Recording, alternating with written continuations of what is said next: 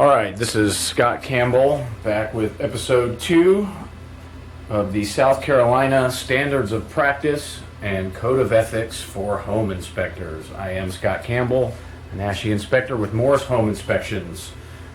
Again, all of our inspectors are background verified, belong to ASHI, belong to South Carolina chapter of ASHI, and belong to the South Carolina Association of Home Inspectors. Episode 2 is going to focus on the Code of Ethics for South Carolina home inspectors as prescribed by ASHI, the American Society of Home Inspectors. Just a little bit about ASHI so you can understand where these Code of Ethics and Standards of Practice come from and why you should use an ASHI inspector. ASHI was founded in 1976.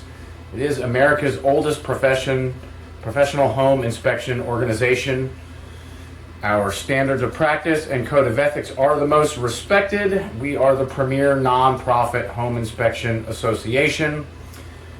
And ASHI's goal is to build customer awareness of the importance of a quality professional home inspection while maintaining the highest standards of practice in the profession. A little bit more about American Society of Home Inspectors.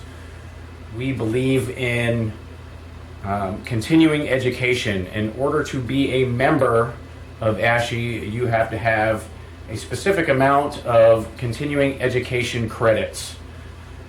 South Carolina itself does not require home inspectors, licensed home inspectors in the state, to have continuing education credits. There are some other home inspector organizations.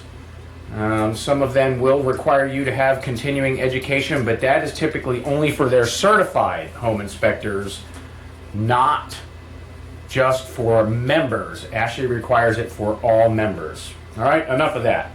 Let's move on to something that's pretty important, and that is the Code of Ethics. Now, in this area, specifically Myrtle Beach, Georgetown area, Horry County, Georgetown County, this area is growing by leaps and bounds right now. There is a ton of real estate transactions being done.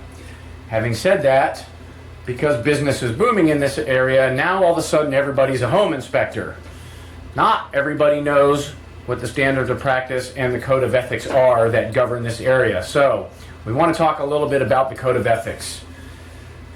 So they're pretty basic, pretty simple. You would think that they would be common sense. But now that everybody's a home inspector, there's a lot of these that are not being followed. So, inspectors shall avoid conflicts of interest or activities that compromise or appear to compromise professional independence, objectivity, or inspection integrity. In other words, we should not, as inspectors, feel pressure to change our reports in order to help the sale of a property.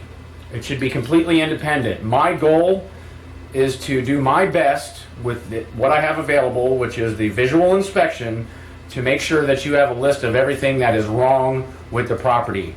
I don't want to make it seem less than or more than, as far as an issue is concerned, to make sure that the property gets sold or to tank a sale on the flip side of that. So inspectors shall not inspect properties for compensation in which they have or expect to have a financial interest. In other words, if I'm a home flipper, I'm not going to be inspecting that home. And I'm not going to be compensated by, say, a real estate agent or a seller to make sure that that house gets sold. B, inspectors shall not directly or indirectly compensate realty agents or other parties having a financial interest in closing or settlement of real estate transactions for the referral of an inspection or for inclusion on a list of recommended inspectors, preferred providers, or similar arrangements. Now, this is a big issue in this area. There are some real estate companies that will have home inspectors pay to be a what they call a preferred provider. They will not even put your cards, they will not refer people to you, they will not let you list any marketing materials in their office unless you pay them to do this. That is against the code of ethics for home inspectors. And so if a real estate agent is going to ask you to do something like that, they are asking you to compromise your code of ethics. And not only is that against our code of ethics, it's actually against the real estate code of ethics to ask you to violate that. Second, I want to talk about compensation, compensating realty agents for referrals. Now, you would think that'd be pretty self-explanatory, but there's people in the area that kind of do this in a how would I say this, backhanded way. In other words, they'll hold like raffles or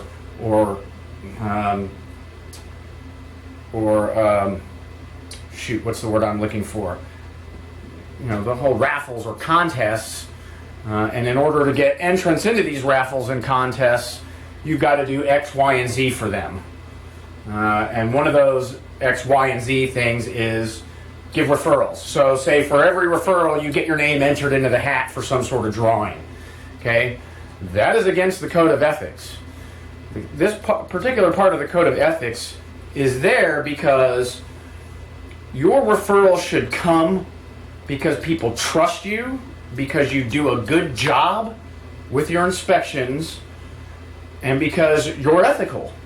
We should not get referrals because we're putting your name in a drawing for something, or because we're paying you to be on your preferred provider list. That doesn't have the end user, which is the customer, it doesn't have their best interest in mind. Now, I will tell you that most home inspectors' number one source of referrals obviously is real estate agents. Okay? And so at Morris Home Inspections, we believe in working with real estate agents that truly have their client's best interest in mind. All right? They want the best home inspection possible, whether it leads to a sale or a renegotiation of the price, or the death of a sale. It doesn't matter. They just want the best home inspection because they're looking out for their client. If we're getting referrals because we're entering your name in a contest and giving you little perks here and there, or because we paid to be on your list, okay, that does not benefit the final user. So look out for those type of things. Some more of the Code of Ethics. Inspectors shall not inspect properties under contingent arrangement whereby any compensation or future referrals are dependent on reported findings or on the sale of a property.